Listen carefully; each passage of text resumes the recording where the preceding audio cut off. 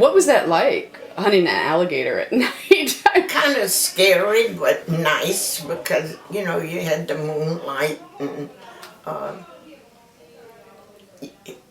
they used to shine alligators with the light and they could see them with their red eye. It was red, they have a red eye and that's how they would spot them.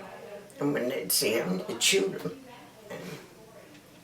Sometimes bigger than the boat you were in. They'd haul them in the boat. Slit that But anything. throat. But it was a nice place, especially at night. I enjoyed sitting on the porch and the swing and watching the pilots board the ships, you know, because they used to board right there in front of the house and all. And so it was fun.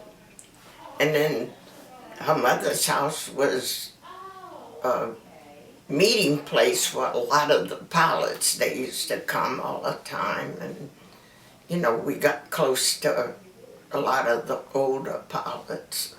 So they would go and then they'd return later on, and so you got to know them over time. Yeah.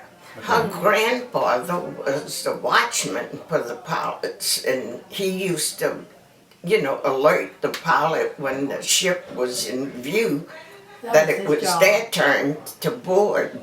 And Is that Papa Lord? Papa Lord. Yeah. Okay. He was known as Uncle Nat by everybody. And he was the watchman. Right. Let the pilots know. That's the only way they knew that their ship was coming. How did he notify everybody? A horn or? The station was right. Oh, so he would just see. The tower was here, and he only had about a block, not even a block to walk to get to him. They had no phones. When did phones come to Pilottown? Well, Lillian can tell you more telephone. about that because she was the telephone operator.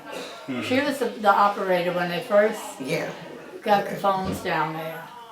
That's why she stayed in Pilottown after we graduated. She went back. Was she the last resident, full-time resident of Pilottown? Or? No, Lillian? no. No, they still had people living there when this last hurricane came. The Gherkins, they were all there.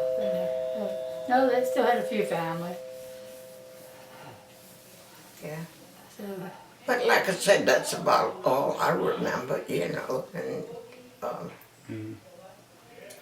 she used to go, you went trawling with them for yeah. shrimp. She went fishing. I remember they had the younger men, like my husband and all, had a ball team. They used to play ball on the island, and then they'd travel to Burwood by boat to play the crew down there. It was like the Corps of Engineers was stationed in Burwood.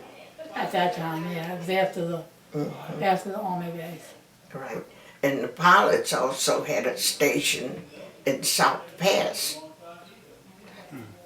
And when they take the ship out, they'd get off at South Pass and stay there till their turn to come back up. You know. Would they stay in Pilottown too, or they would just? Yeah, they worked like 14 and on, 14 on. Yeah, Yeah. they worked 2 weeks on, 2 weeks off.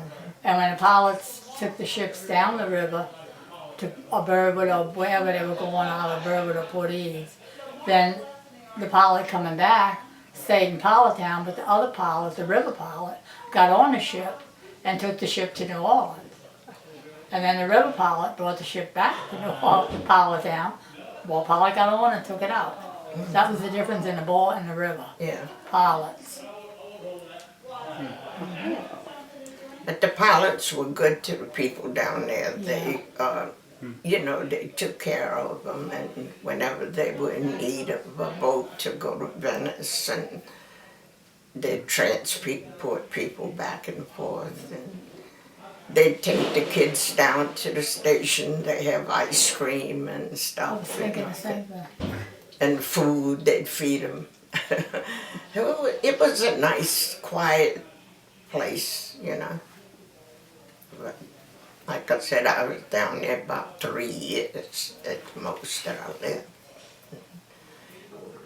Our biggest recreation down there for the whole family was playing ball, Right. baseball. We played baseball, not softball. If you wanted to play, you had to play with your daddy, your mama.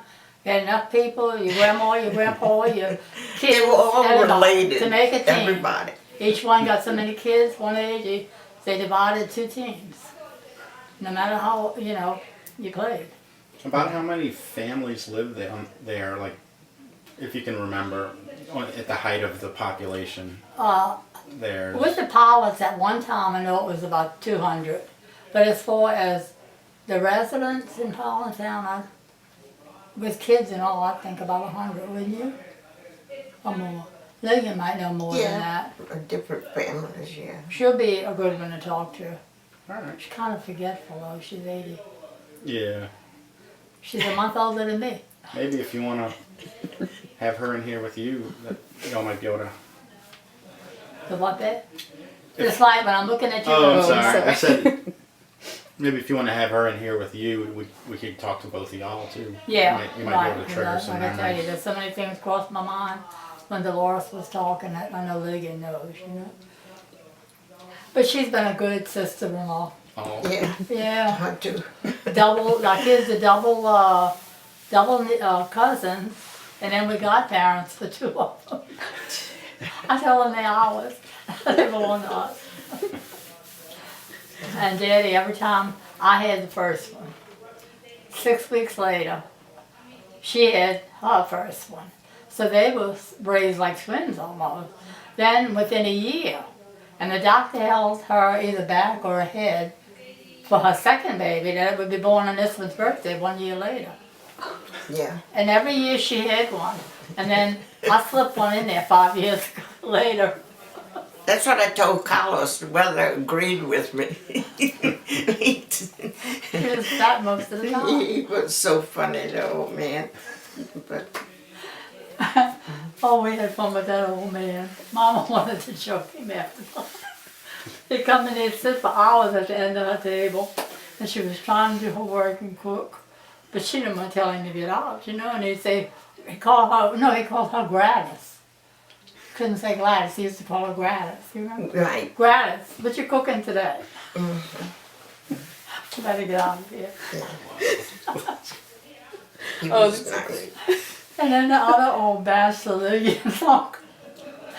oh God, he would come over every day, and he would sit at the table with Carlos, but he liked coffee. You remember his Eddie? So he'd get the coffee and he'd take the spoon and he'd stir that thing until it would make, he called it an eddy. You stir something and it gets a hole in the cup, like the stuff goes like a funnel. Mama said he's going to be here till he gets his eddy in his cup.